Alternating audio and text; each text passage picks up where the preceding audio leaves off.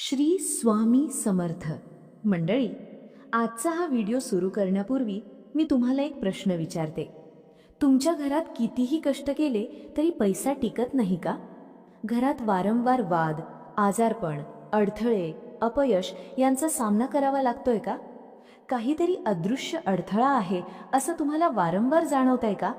जर यापैकी एक जरी गोष्ट तुमच्या आयुष्यात असेल तर आजचा हा व्हिडिओ शेवटपर्यंत नक्की पहा.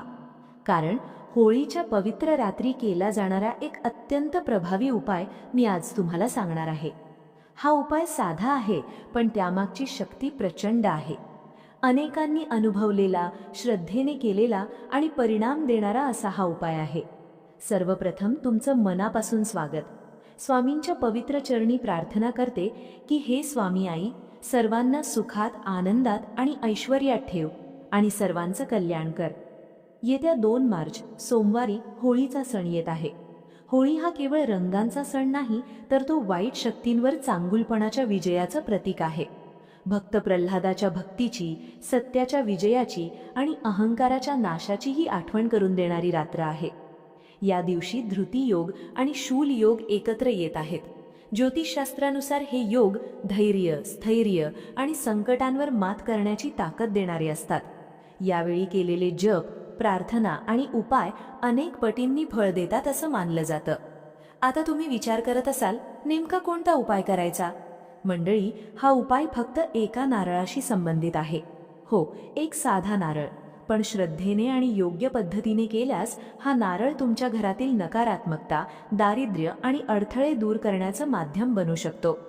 होळीच्या दिवशी इतर काही केलं नाही तरी चालेल, पण हा एक उपाय जरूर करा. कारण या उपायामध्ये माता लक्ष्मीची कृपा प्राप्त करण्याचा संकेत आहे. आर्थिक अडचणी कमी व्हाव्यात, कर्जमुक्ती व्हावी, कामात यश मिळावं आणि घरात समाधान यावं, यासाठी हा उपाय अत्यंत उपयुक्त मानला जातो. मंडळी, आता आपण त्या गोष्टीकडे वळूया जी अनेकांना माहिती असते, पण तिचा खरा अर्थ फार थोड्यांना समजतो. तो म्हणजे नारळ. आपण कोणतेही शुभ कार्य सुरू करताना सर्वप्रथम श्रीफळ अर्पण करतो. नवीन घर, नवीन वाहन, व्यवसायाची सुरुवात, पूजाविधी, प्रत्येक ठिकाणी नारळ का वापरला जातो याचा कधी विचार केला आहे का? नारळाला श्रीफळ असे म्हटले जाते. श्री म्हणजे लक्ष्मी, समृद्धी, ऐश्वर्य. म्हणजेच हे फळ थेट समृद्धीचे प्रतीक मानले गेले आहे. आपल्या शास्त्रांमध्ये असे सांगितले जाते की नारळामध्ये ब्रह्मा, विष्णू आणि महेश या त्रिमूर्तींचा सूक्ष्म वास असतो. बाहेरचा कठीण भाग हा आपल्या अहंकाराचे प्रतीक आहे, तर आतला शुभ्र, स्वच्छ भाग हा शांतता आणि शुद्धतेचे प्रतीक आहे. जेव्हा आपण नारळ अर्पण करतो तेव्हा प्रत्यक्षात आपण आपल्या अहंकाराचा त्याग करून परमेश्वराच्या चरणी स्वतःला समर्पित करत असतो. आता जरा मनापासून विचार करा. घरात वारंवार अडथळे येत असतील, कामात प्रगती होत नसेल, मुलांच्या शिक्षणात अडचणी येत असतील, व्यवसायात वाढ होत नसेल, सतत खर्च वाढत असेल, तर यामागे केवळ नशीब नसतं. कधीकधी घरात साचलेली नकारात्मक ऊर्जा, वास्तुदोष, पितृदोष किंवा वाईट नजरेचा प्रभाव यामुळेही असे अनुभव येतात असे मानले जाते. कष्ट आपण सगळेच करतो, पण कष्टाचे फळ दिसत नसेल तर मन खचते. घरात किरकोळ गोष्टींवरून वाद होतात, पैसा येतो पण टिकत नाही, अचानक आजारपणी येते आणि सगळा पैसा खर्च होतो. अशा वेळी माणूस म्हणतो, आपल्या घरावर नक्कीच वाईट शक्तीचा प्रभाव आहे. मंडळी, अशा वेळी भीती बाळगण्यापेक्षा श्रद्धेने आणि सकारात्मक भावनेने उपाय करणं अधिक योग्य ठरतं. होळीची रात्र ही नकारात्मक शक्तींच्या नाशाची रात्र मानली जाते. अग्नीसमोर प्रार्थना केल्यास आपल्या जीवनातील दुःख, अडचणी आणि दोष जळून नष्ट होतात अशी श्रद्धा आहे. मात्र हा उपाय करण्यापूर्वी काही तयारी आवश्यक आहे, आणि ही तयारी दुर्लक्षित केली तर परिणाम कमी होऊ शकतो. सर्वप्रथम होळीच्या दिवशी सकाळी लवकर उठा. शक्य असल्यास स्नानाच्या पाण्यात 2-3 कडुलिंबाची पाने टाका. कडुलिंब शुद्धीकरणाचे प्रतीक मानले जाते. त्याने शरीरासोबतच मनाचीही शुद्धी होते अशी धारणा आहे. स्नानानंतर स्वच्छ वस्त्र परिधान करा. शक्यतो काळ्या आणि पूर्ण पांढऱ्या रंगाचे कपडे टाळावेत असे काही परंपरांमध्ये सांगितले जाते. इतर कोणताही स्वच्छ, सुसंस्कृत रंग चालेल. या दिवशी मनात राग, मत्सर, कटुता ठेवू नका, कारण उपायाची खरी शक्ती तुमच्या भावनेत असते. सायंकाळी उपाय करण्यापूर्वी देवघरात एक दिवा लावा. तसेच घराच्या मुख्य दरवाजाजवळही एक दिवा प्रज्वलित करा. यामागचा संकेत असा आहे की प्रकाश म्हणजे सकारात्मक ऊर्जा. दरवाजाजवळचा दिवा हा आपल्या घरात शुभ शक्तींना आमंत्रण देतो आणि नकारात्मकतेला बाहेरच थांबवतो अशी श्रद्धा आहे. हा उपाय घरातील स्त्री किंवा पुरुष कोणीही करू शकते. महत्त्व श्रद्धेचे आहे. आता पुढे आपण पाहणार आहोत नेमका नारळ कसा घ्यायचा, त्यावर काय ठेवायचं, मंत्र किती वेळा म्हणायचा आणि तो होळीत अर्पण करताना कोणती प्रार्थना करायची. त्यामुळे पुढचा भाग नक्की ऐका, कारण छोटीशी चूक झाली तर उपाय अपूर्ण राहू शकतो. मंडळी, आता आपण या उपायाच्या सर्वात महत्त्वाच्या भागाकडे येत आहोत. कृपया हा भाग पूर्ण लक्ष देऊन ऐका, कारण इथे सांगितलेली प्रत्येक गोष्ट महत्त्वाची आहे. सर्वप्रथम तुम्हाला एक पूर्ण पाणी असलेला नारळ घ्यायचा आहे.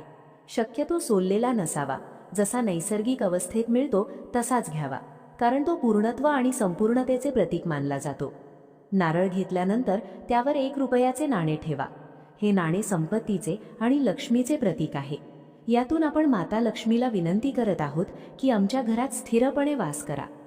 सायंकाळी साधारण 6 वाजल्यानंतर तुम्ही हा उपाय सुरू करू शकता. रात्री 12, 12:30 किंवा 1 वाजेपर्यंत हा विधी करता येतो. मात्र शक्य असल्यास शुभ मुहूर्ताच्या वेळेत करणे अधिक उत्तम ठरतं. देवघरासमोर शांतपणे बसा. समोर दिवा लावलेला असावा. त्या दिव्याच्या साक्षीने दोन्ही हातात नारळ धरा आणि महामृत्युंजय मंत्र 11 वेळा किंवा 21 वेळा जपा. मंत्र जपत असताना मन पूर्णपणे एकाग्र असावे. मनात सतत एकच भावना ठेवा की आमच्या घरातील सर्व अडचणी दूर होवोत. मंत्र जपामुळे नारळात सकारात्मक स्पंदन निर्माण होतात असे मानले जाते. यानंतर तोच एक नारळ घरातील प्रत्येक व्यक्तीवरून उतरवायचा आहे. जसं आपण ओवाळतो तशा पद्धतीने घड्याळाच्या काट्याच्या दिशेने 11 वेळा प्रत्येक व्यक्तीवरून फिरवा. लहान बाळापासून ते घरातील ज्येष्ठांपर्यंत सर्वांवरून उतरवणे आवश्यक आहे. प्रत्येकासाठी वेगळा नारळ घ्यायची गरज नाही. एकच नारळ सर्वांसाठी वापरायचा आहे.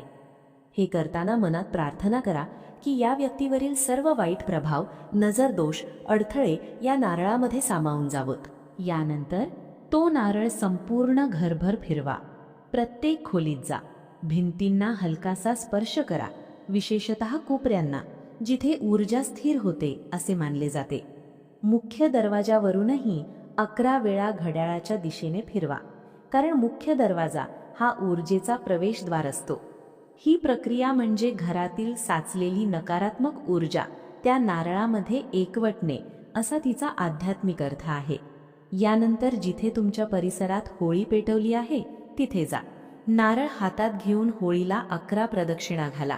प्रत्येक प्रदक्षिणेत मनात एक प्रार्थना करा. हे अग्निदेव, आमच्या घरातील दुःख, कर्ज, आजारपण, वाद, अडथळे हे सर्व या अग्नीत जळून नष्ट होवोत. प्रदक्षिणा पूर्ण झाल्यावर तो नारळ श्रद्धेने होळीमध्ये अर्पण करा. नारळ जळताना त्याच्याकडे पहा आणि मनात विश्वास ठेवा की तुमच्या समस्या देखील त्या अग्नीत विलीन होत आहेत. ही श्रद्धा आणि विश्वासच या उपायाची खरी ताकद आहे. मंडळी, हा उपाय अत्यंत सोपा आहे, पण परिणाम श्रद्धेवर अवलंबून असतो. अनेकांनी अनुभवले आहे की या उपायानंतर घरातील वातावरण हलके होते, वाद कमी होतात आणि आर्थिक स्थैर्य हळूहळू वाढू लागते. पण अजून एक महत्त्वाचा भाग बाकी आहे. फक्त नारळ होळीत अर्पण करून थांबायचे नाही. त्या दिवशी एक विशेष कर्पूर होम केल्यास त्याचा परिणाम अधिक वाढतो असे मानले जाते. तो कर्पूर होम कसा करायचा, तोच नारळ पुन्हा कसा वापरायचा आणि त्याचे गुपित काय आहे, हे सर्व आपण पुढील भागात सविस्तर जाणून घेणार आहोत. म्हणून पुढचा भाग नक्की ऐका. हा कर्पूर होम दर पौर्णिमेला करता येतो, पण होळीची पौर्णिमा विशेष शक्तिशाली मानली जाते. त्यामुळे या दिवशी केला तर त्याचे सकारात्मक परिणाम अधिक जाणवतात. सर्वप्रथम एक नारळ घ्या. हा नारळ नवीन असू शकतो किंवा तुम्ही दर पौर्णिमेला वापरत असाल तोच नारळ वापरू शकता, मात्र तो तळा गेलेला नसावा. देवघरासमोर शांतपणे बसा. समोर दिवा लावा. आता त्या नारळावर जितक्या कापराच्या वड्या व्यवस्थित बसतील तितक्या ठेवा. कापूर म्हणजे शुद्धता आणि दुष्ट शक्तींचा नाश करणारे प्रतीक मानले जाते. नारळ एखाद्या प्लेटमध्ये ठेवून दोन्ही हातांनी धरावा. मग त्या कापराला अग्नी द्या. जोपर्यंत कापूर जळत आहे तोपर्यंत एकाच मंत्राचा जप करत रहा. श्री स्वामी समर्थ, श्री स्वामी समर्थ. हा जप मोठ्याने किंवा मनात जसा तुम्हाला सोयीचा वाटेल तसा करा, पण जप करताना मन पूर्णपणे त्या अग्नीमध्ये एकाग्र असू द्या. जसा कापूर पूर्ण जळून शांत होईल तसा समजून घ्या की तुमच्या घरातील नकारात्मक स्पंदने देखील त्या अग्नीत विलीन झाली आहेत. यानंतर तो नारळ तुम्ही होळीमध्ये अर्पण करू शकता, किंवा जर दर पौर्णिमेला असा कर्पूर होम करण्याची तुमची परंपरा असेल तर तोच नारळ एका स्वच्छ पिशवीत बांधून घरात एखाद्या सुरक्षित जागी ठेवा. जेव्हा त्या नारळाला तडा जाईल तेव्हा तो प्रवाहात विसर्जित करा किंवा मातीमध्ये पुरून टाका, कारण त्यामध्ये शोषलेली नकारात्मक ऊर्जा परत घरात राहू नये असा संकेत असतो. होळीच्या दिवशी आणखी एक लहान पण प्रभावी कृती करता आली तर जरूर करा. दिवसभरात कोणत्याही वेळी जवळच्या मारुती मंदिरात जा, तिथे एक नारळ फोडा. मारुती म्हणजे बल, धैर्य आणि संकटांवर मात करण्याची शक्ती. जेव्हा आपण श्रद्धेने नारळ अर्पण करतो तेव्हा आपण आपल्या भीती, अडचणी आणि दुर्बलता त्यांच्यासमोर ठेवत असतो. अनेक जण सांगतात की या दिवशी मारुतीला नारळ अर्पण केल्याने अडथळे कमी होतात, कोर्ट कचेरीची कामे सुरळीत होतात आणि मनाला धैर्य मिळते. मंडळी, कोणताही उपाय करताना एक गोष्ट लक्षात ठेवा. उपाय म्हणजे जादू नाही, तो श्रद्धेचा आणि सकारात्मकतेचा मार्ग आहे. जर मनात शंका, भीती किंवा केवळ चल करून बघू अशी भावना असेल तर परिणाम अर्धवट राहतो. पण जर मनापासून प्रार्थना केली तर अग्नीही तुमचा संदेश विश्वापर्यंत पोहोचवतो अशी श्रद्धा आहे. होळी म्हणजे केवळ लाकूड जाळणे नाही, ती आपल्या मनातील अहंकार, मत्सर, राग, दुःख आणि नकारात्मकता जाळण्याची संधी आहे. या होळीला एक संकल्प करा. मी माझ्या घरातील कलह जाळून टाकीन. मी सकारात्मक विचारांनी घर भरून टाकीन. मी मेहनत आणि श्रद्धा दोन्ही ठेवीन. मग पहा, हळूहळू परिस्थिती कशी बदलायला लागते. जर तुम्हाला हा व्हिडिओ उपयुक्त वाटला असेल तर लाईक जरूर करा.